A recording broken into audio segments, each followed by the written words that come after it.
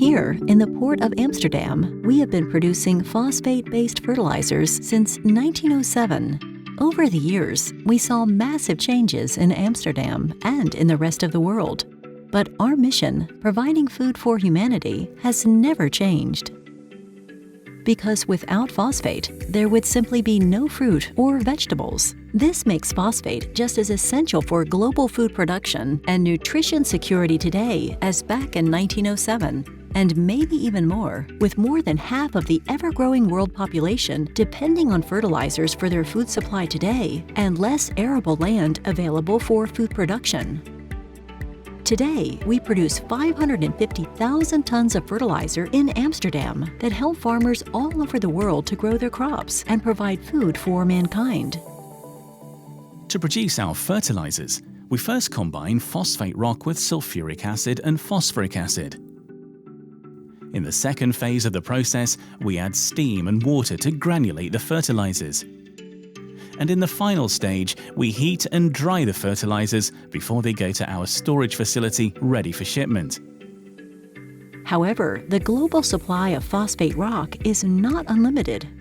This is why ICL also uses phosphates from alternative sources like sewage sludge ashes and bone meal ashes, both containing high levels of phosphate.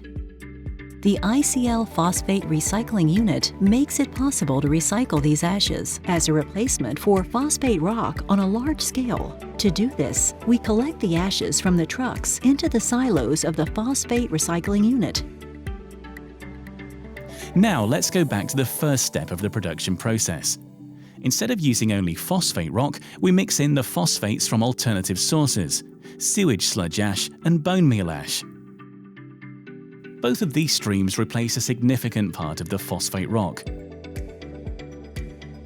The rest of the process remains the same, and the end product is of the same quality.